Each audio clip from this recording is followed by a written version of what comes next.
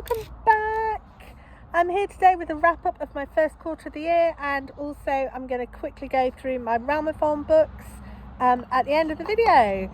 So my first quarter, so the first thing I've got to show you is my lovely blanket. Here is my first book read at the beginning of the year, and my most recent book read was a graphic novel. I've got quite a few classics and litfic. That's the first thing that's shining out at me.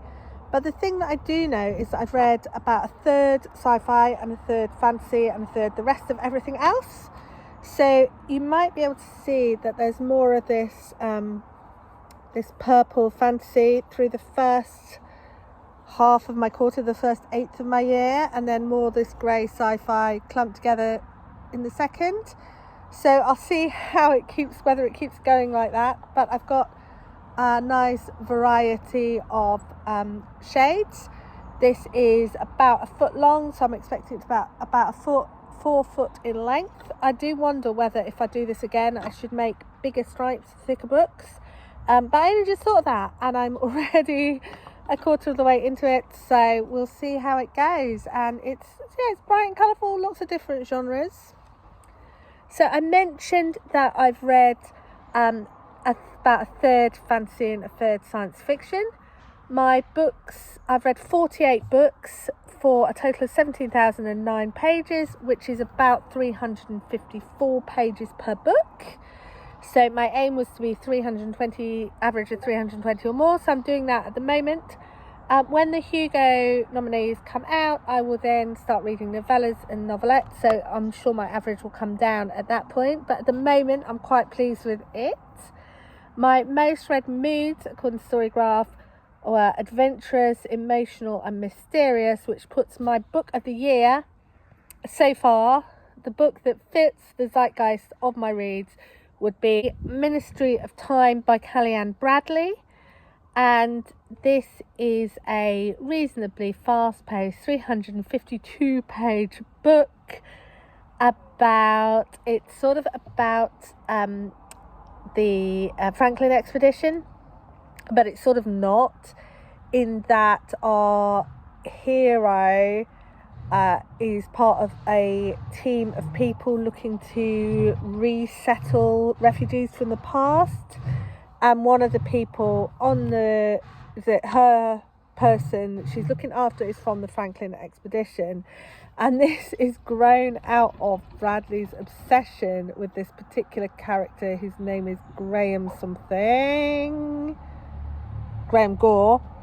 Grown out with her lockdown obsession with Graham Gore. So he's a love interest. And yeah, it was really sweet. It was really thoughtful. And it's got kind of a lot of sort of feeling about being in two cultures. It's got a lot of that going on, and it was really good. I'd definitely recommend it. Yeah, and I gave it 5 stars as well. So I feel like I've been doing great reading in terms of what I actually enjoy. So the other thing is, I think I tend to think of myself as reading about equal numbers of ebooks and physical books, if not a bit more ebooks, to make up for the fact that I do listen to some audiobooks. And actually I've read 4 audiobooks this year, which is astonishing for me. But I've read half of all my books were physical, and then so like the ones to make up the second half for the 4 audiobooks were digital. And as previous years, I've read more pages, shorter books in February, more pages in when I've had a readathon. So I've had 2 readathons in March. I did the Galaxy-thon and Realmathon, and so I've read longer books during the readathon. So moving on, my calendar book for April, which was on my readathon, on my TBR for April, if you saw, without knowing what it was. My guess is it's fantasy. Having talked to himself, he thinks it's probably also fantasy, but he doesn't quite remember. He thinks he's more likely to go for fantasy in spring. It's pretty with all the hummingbirds. Oh, it's not. It's eco-fiction. The Book of Kaylee by M.R. Carey, and this is one which has always been like my second choice of book to pick up, but has never actually turned into the book I picked up. And it's a beyond the walls of the small village of Mithenrude lies an unrecognisable landscape, a place where overgrown forests are filled with choker trees and deadly seeds that will kill you where you stand, and if they don't get you, the shunned men will. Coley has lived in Mithenrude his entire life. He believes the first rule of survival is that you don't venture too far beyond the walls. He's wrong. So this is like a climate fiction, sci-fi book. It's got lots of plants and biology. I'm sure there are lots of animals. I'm sure we're going to venture into the wilderness. And it came out in 2020. And it's been on my TBR since 2020, which was 5 years ago now, just in case that little snippet had passed you by. So it really is about time I got to it, and I will now. Okay, so now onto my Realmathon wrap up. So I'm just going to give you the title, how many stars I've given it, and I'm just going to give you a few words of summary about it, which may or may not be helpful, yeah, what I read. So I read Whiskey Tender by Deborah Jackson Taffa. That was the first book I finished. It's a coming of age when you live in multiple cultures. 4 stars.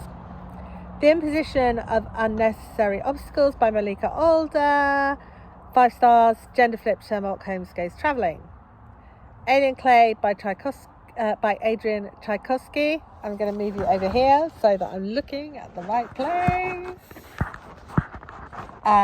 Alien Clay by Adrian Tchaikovsky.